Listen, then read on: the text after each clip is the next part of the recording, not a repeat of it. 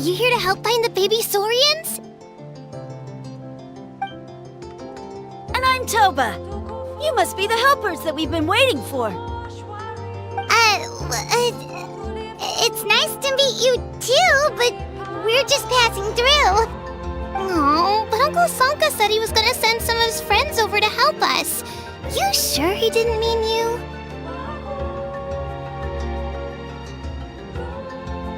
Yeah, sorry. Whatever this is about, it sounds like you've got the wrong end of the stick. Wrong end of the stick? Darn it! We've been tricked, Hoonie.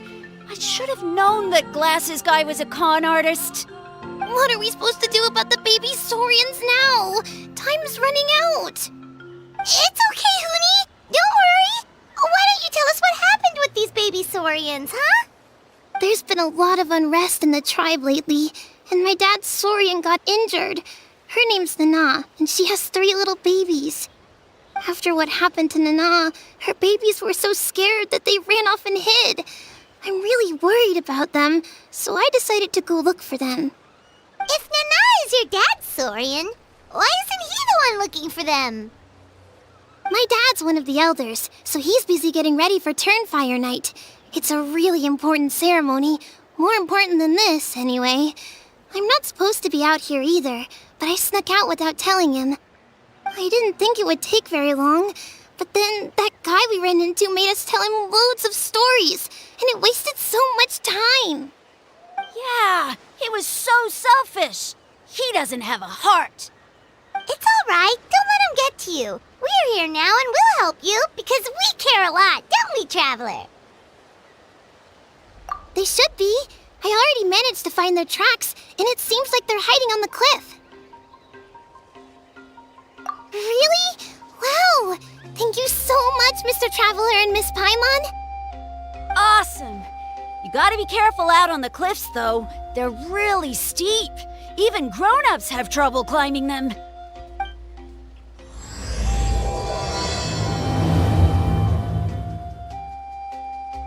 Goody said the baby Saurians are on the cliff, so let's find a way up.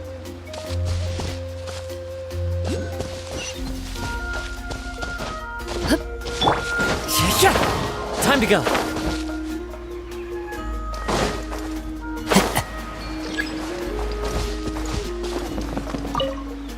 Good luck, and stay safe. We'll wait right here.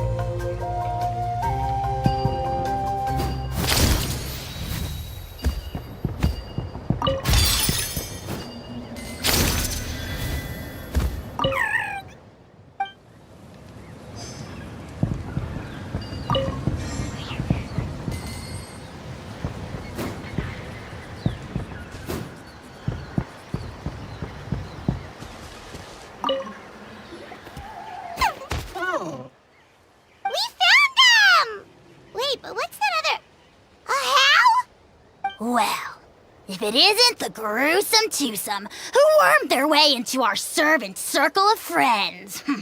Still awestruck from the last time we met? Would that be why you hastily scrambled up here to pay your respects the moment you saw us? I suppose we can't blame you. Such is the spell that our majesty casts on our minions. Very well. You heathens leave us no choice. The almighty Dragon Lord, Kahula-How, shall grant you the audience that you seek. Come, pucker up. You may now kiss our feet. Wait, aren't you like Kenichi's sidekick? What the heck are you going on about? You're somehow managing to be even more annoying than the last time we met. Silence! Who are you calling sidekick? We are the Dragon Supreme, sovereign ruler of the Nation of Flame. We shall have you know that last time, were it not for Kenichi's earnest pleading on your behalf, you would have received not a single word of mercy. Oh, come on. You talk big, but Kenich clearly has you under lock and key. That's great, Sovereign, to you. You dare invite the wrath of the almighty Dragon Lord, Kahula. You will burn in turn fire for 1,000 years for your blasphemy. If you must know, our humble servant begged us to investigate an abyss incident near Hoytsidlan, and we chose to grant his request. Abyss incident? See this little lizard? Its mother, a medium-sized lizard, came under the influence of abyssal power.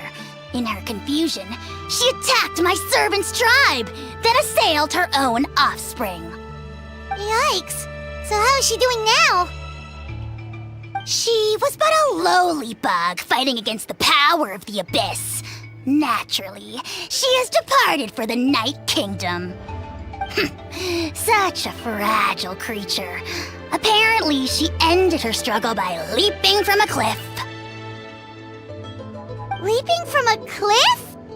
My dear anemic flying ant, as addled with questions as your head may be, please keep them to yourself and wipe that absurd expression off your face. We are the almighty Dragon Lord Kahula, not a wish-granting fountain. Anemic flying ant? You! Just you wait. Two can play at the ugly nickname game. We sense a faint abyssal energy. An evil sorcerer must be lurking nearby, but they are well hidden. If you encounter any suspicious outlanders, be sure to give them a robust interrogation. Suspicious outlanders? Wait, are you mocking us? How dare you cast aspersions on your ruler, heathen! You're just lucky that our servant has such vile taste in friends. Otherwise, we would beat you black and blue, and then purple, then black again! If you're not here to kiss my feet, then get out of my sight. Do not impede the work of the almighty Dragon Lord, Kahula. Potty mouth on that guy! I'm on his furious! Still, good to know about the abyss threat, huh? Wasn't expecting that. Let's not get sidetracked.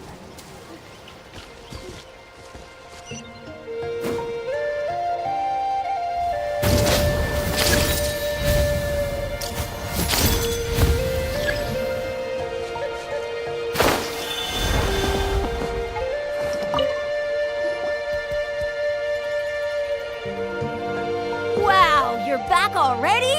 That was so fast. I'm so glad that the babies are all right. Thank you both so much. Now we can finally go home and stop worrying about them.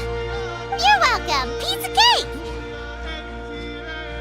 You're not from Natland, right? Because your clothes look different than ours. Hey, you must be tired after all that climbing. You should come take a rest at my house. Yeah, please come. I promise you'll get a big Scions at the Canopy welcome. We love having guests, and you're really nice people. Not like Glasses Guy. By the sound of it, Glasses Guy wasn't from Natland either, right? Uh-huh. Well, his clothes sure weren't. You know what? Now that I think about it, there was something really fishy about him. Really? Maybe he was the suspicious outlander that Ahau mentioned. Sure, if you're interested. Oh, let me think. How did the conversation go again? Oh, please, mister. I've told you so many stories already. When are you gonna help me find the baby Saurians? Just one more story. One more, I swear. Why don't you tell me more about that ball of fire? I heard that there was a huge transparent ball of fire that used to burn 500 years ago, 1,000 years ago, maybe even further back than that.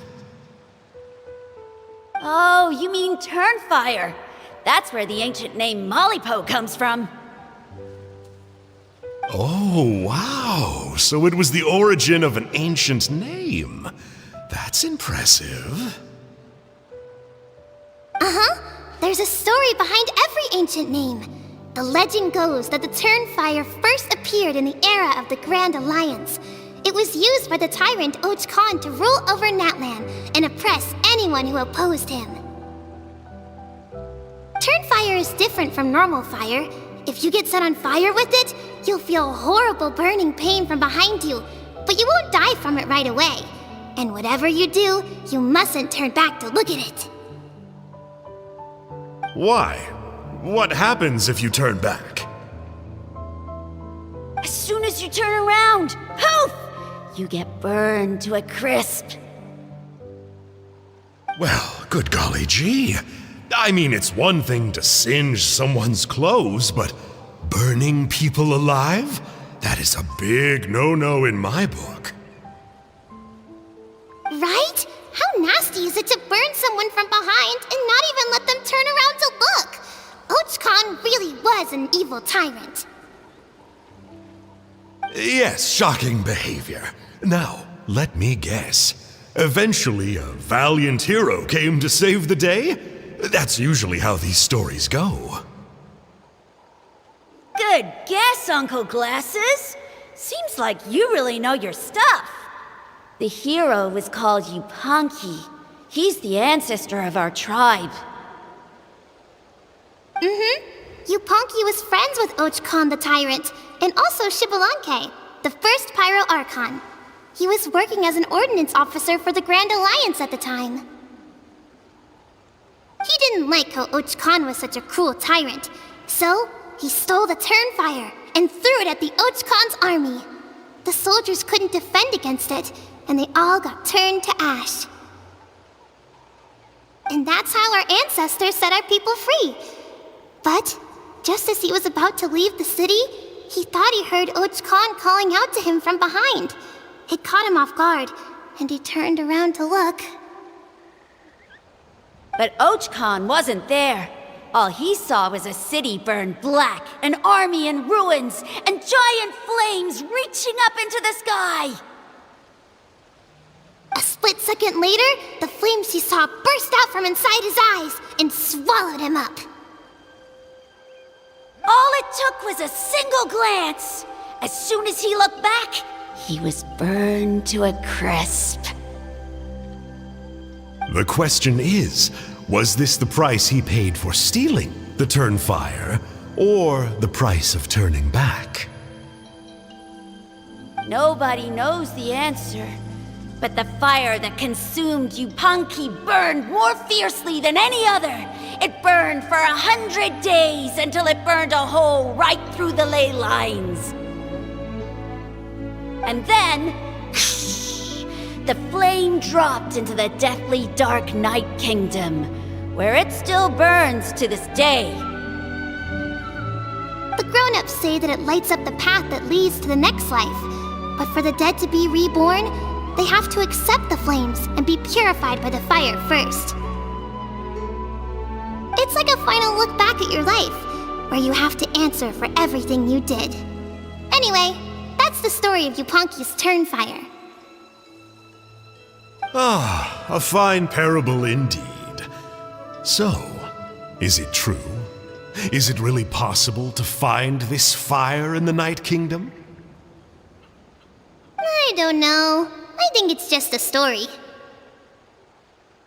Either way, I assume this name has been passed down in your tribe ever since?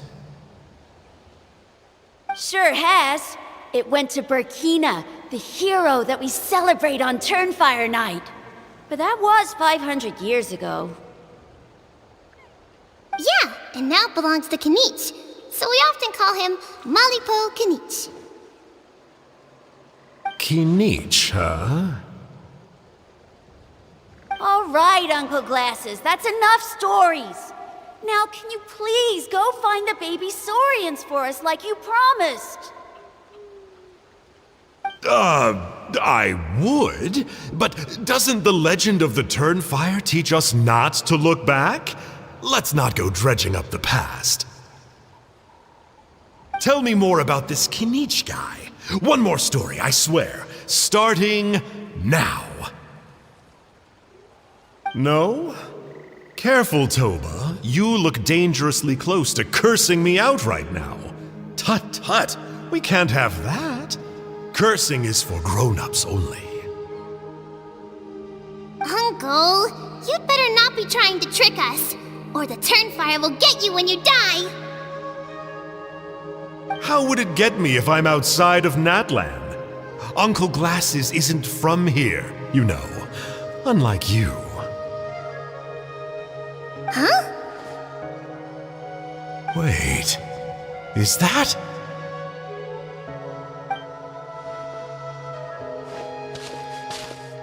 All right, kiddos. I'm a man of my word. 2 of my friends are on their way here, and, yeah, they'll help you out on my behalf. Work them like dogs, okay? That's what they're here for. Don't go easy on them just for my sake. Really? Well, first, can you tell us your name? We met at the foot of this cliff, so beneath the peaks, let's go with Sanka. Seriously? If you don't believe me, turn around and see for yourselves. They're right behind you. Huh? Where? Oh, wait! Uncle Sanka, where did you go? Yeah, definitely a fishy character.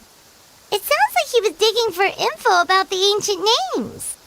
Yeah, and not only that, but he betrayed us too. He'll pay for this. All he got out of us was some stories, though. What's the worst that could happen? Traveler, maybe we should go tell Kinich about this. Ahau says he's investigating it, but he's a bit of a loose cannon. We probably shouldn't take him at his word. Huh? You know Kinich? Not very well, but we have met him before, and one time we had a meal together. Aw, man, I'm so jealous. I never even spoken to him. He's so cool. He's the Saurian hunter, and he has a really awesome ancient name. Me neither. I don't think my dad really likes him, though.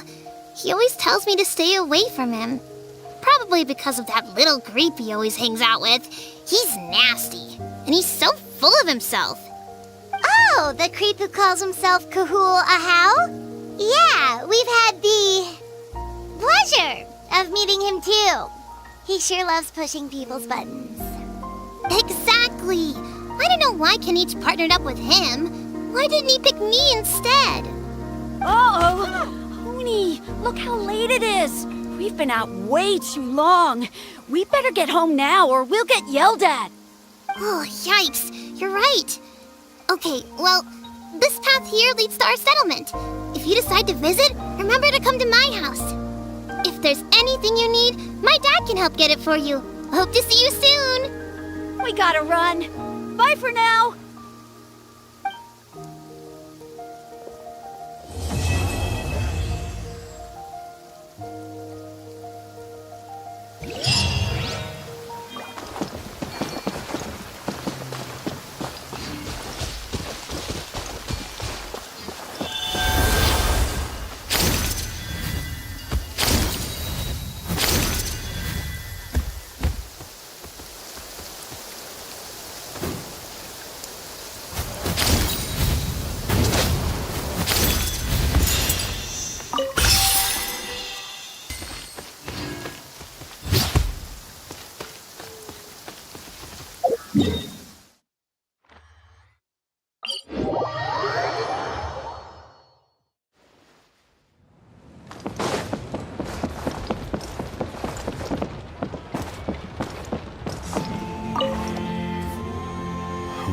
What were you thinking, going out by yourself?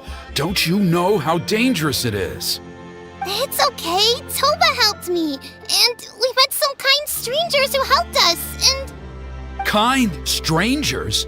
What made you so sure they were so kind, huh? Oh, I suppose they had kind stranger written on their foreheads? Yeah, actually, they did. In big, bold letters. Don't talk back to me. The Mountain King problem still hasn't been solved. What would I do if I lost you too? No dinner for you tonight. They were good people, Dad. Dinner or no dinner. Hello again, Hoonie. It's Miss Paimon and Mr. Traveler. Dad, it's them. They're the ones who helped me. And I promised we'd take care of them if they came to visit. Oh, so you're the kind strangers. Well, I'm Trinidad. Apparently, you helped my daughter today, so if there's anything you need, just ask. As an elder of the Scions of the Canopy, I've got some influence around here. Now, I trust that you're sensible people who know better than to take advantage of their host's generosity. Yep, just helping a neighbor. We're not looking for anything in return. Oh? Well, let's hope so. Dad, please! They're not bad people! They've eaten at the same table with Kanich before! Be nice to them! Kanich! Wait! I heard that two mysterious travelers from afar showed up at the Stadium of the Sacred Flame. Are they you? And Paimon's the other! I do apologize. A lot's been going on in our tribe lately, and I suppose the pressure must be getting to me. I can't believe I was so rude to you. I feel ashamed. We got off on the wrong foot. Can we, start over?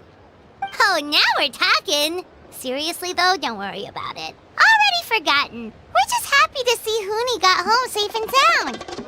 Oh, you just arrived, I take it, and it would be my honor to give you a hero's welcome tonight. Careful now, that's quite an about face. We've heard that kind of thing can lead to spontaneous combustion around these parts.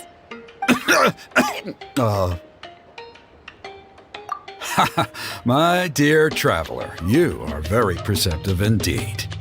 Go inside now, Hoonie. Dad's got some important business to discuss.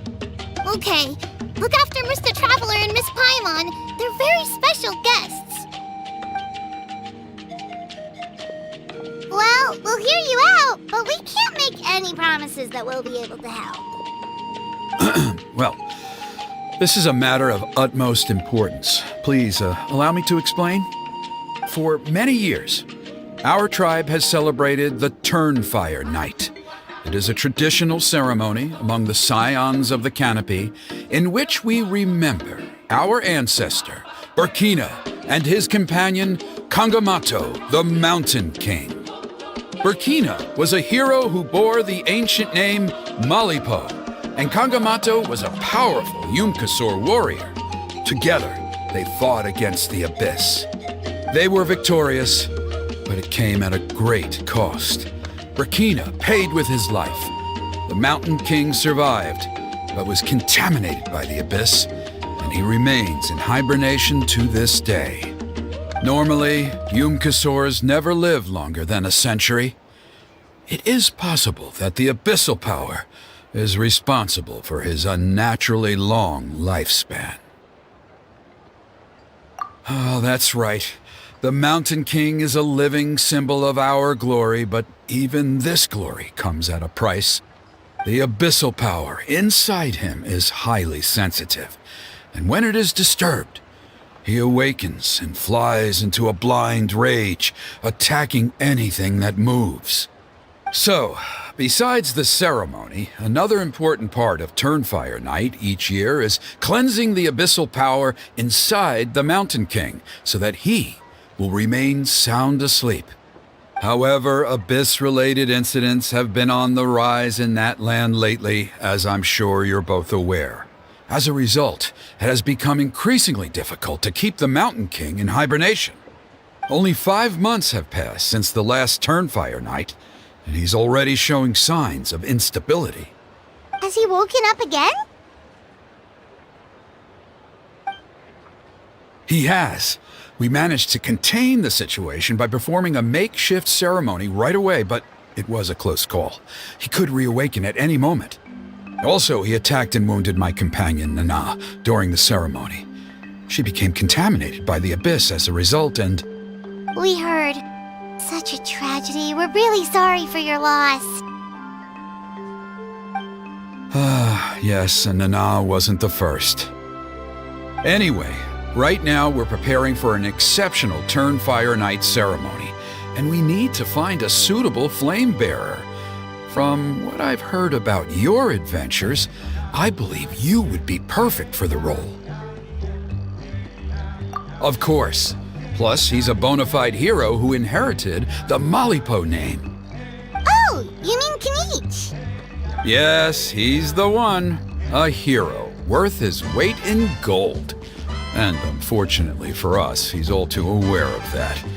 No prizes for guessing what he said when I asked him to host a Turnfire Night outside of the annual schedule. An exceptional ceremony? Oh, I'll have to charge an exceptional price. I swear, no other concept exists in that boy's brain. I'm not the one to usually talk about people behind their backs, but I'm convinced the Wyab got hit on the head and took a wrong turn the day it chose to give that ancient name to him. I mean, have you ever heard of a hero whose mantra is, "What's your asking price?" Oh, and don't get me started on that insufferable Ahau he hangs around with. Thinks he's God's gift to mankind. Pompous fool.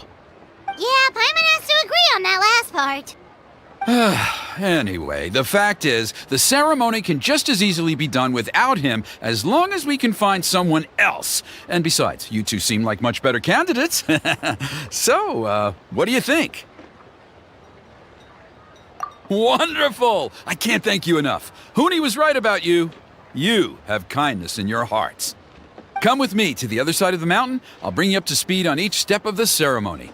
Less experienced warriors, I'm sure you'll pick it up in no time.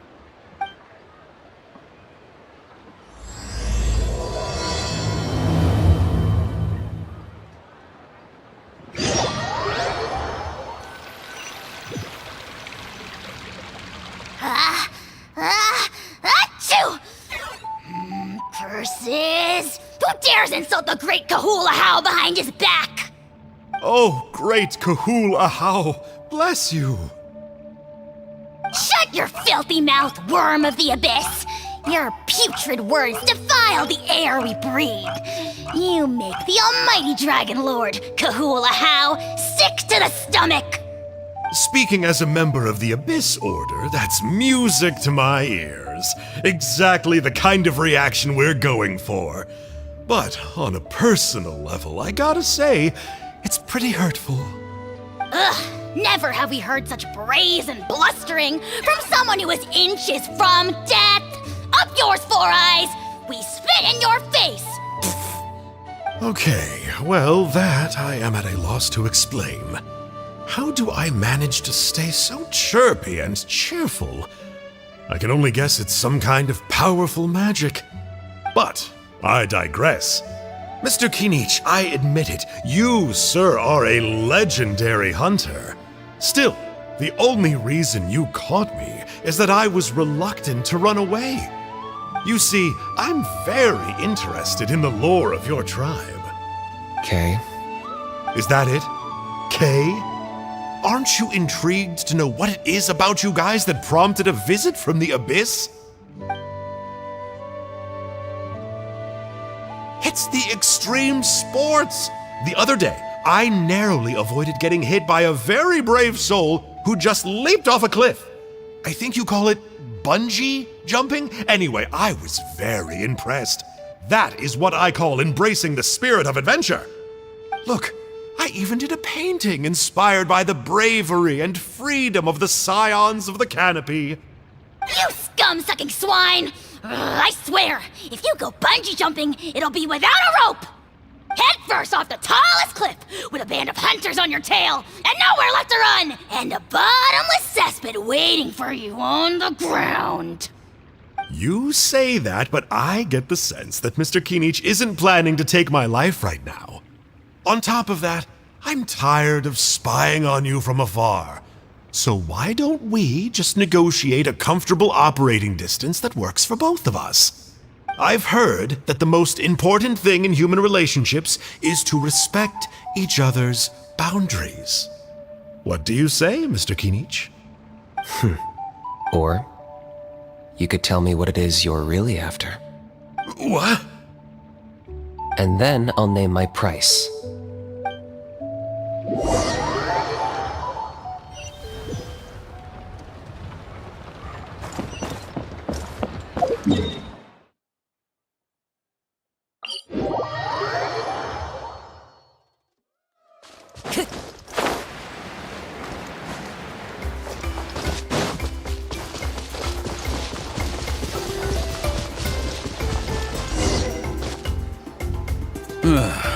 The Abyss contamination is back. No surprises there. No doubt that explains the Mountain King's recent activity. See those torches over there? Those are the Sacred Flame offshoots that we requested from the Stadium of the Sacred Flame. They contain the power of the Pyro Archon. Are you saying that the Sacred Flame and the Turnfire are the same thing? Well, for ceremonial purposes, at least. Sending someone to the Night Kingdom to retrieve the legendary Turnfire isn't exactly an option. More to the point, though, the Sacred Flame is able to burn away abyssal filth, so that's why we use it in the ceremony. Gotcha! So basically, we just need to clean up the filth with the Sacred Flame. Well, that's one part of it, yes, but the complete ceremony is a bit more complicated than that. First, the flame bearer must collect a kindling of the sacred flame from the starting point, then use a grappling hook to fly up into the sky and light each of the sacred flame pillars. Then, they must go down into the canyon, all the way into the cave where the Mountain King slumbers, lighting braziers and the final altar along the way. The most skilled flame bearers can accomplish all of this without touching the ground once. As much as I hate to admit it, Kinich is capable of this. Wow! He can do all that flying without ever falling to the ground? Well, of course Paimon can. It'd be much harder for you guys. Well, don't worry. It's not a requirement of the ceremony. You're allowed to touch the ground. The only thing you're not allowed to do is turn back. The flame bearer must always keep moving forward. You can't skip a pillar, then come back to it after lighting the next one. To do so would be to disrespect our ancestors. So, what actually happens if you do turn back? Surely the fires don't just go out. If you're not careful, you might get burned. What about today then? Does the same rule apply? Oh no, don't worry. Today is just a practice. The order doesn't matter. You just need to take the sacred flame, cleanse the filth, then go light all the braziers. Are you ready? I'll repeat all the key points again. Gather the kindling, cleanse the filth, and light all the braziers. I'll wait for you at the end.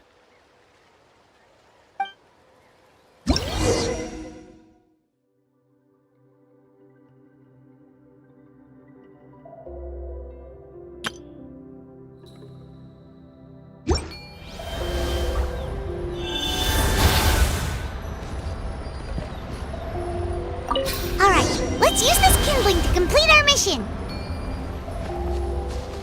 There's abyssal filth over there. Let's burn it away with the sacred flame.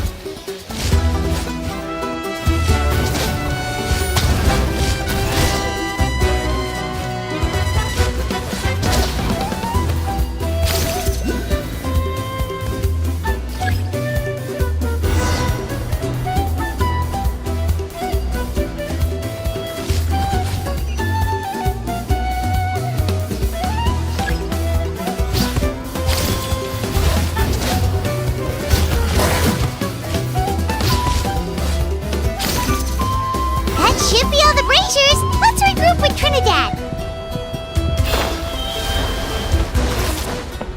By royal decree. Wind strike! Committed to memory. Ready!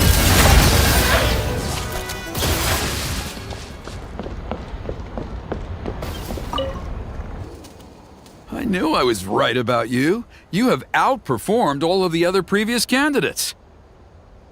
If there was an ancient name for outstanding flame bearers, I'm sure the Wyab would consider you for the honor. Yeah, although it would probably take Paimon quite a bit longer.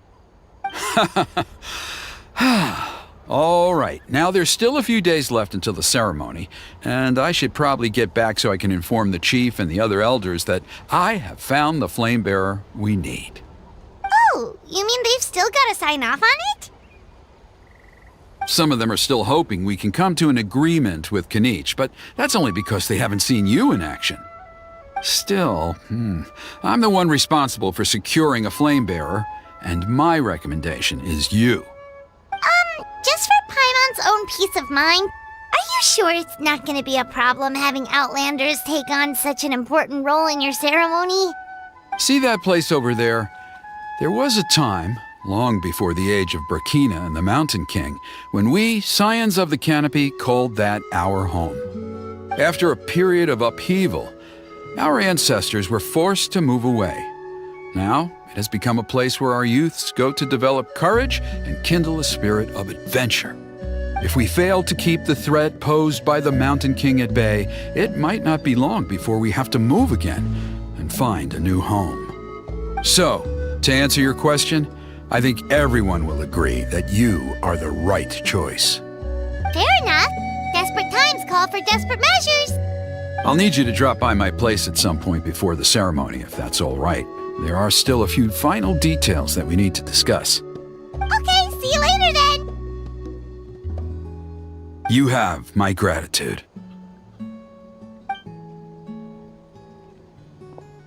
We've helped out with a lot of other local festivals before, but this one feels a little different. Anyway, let's take a break before heading back to Trinidad's place.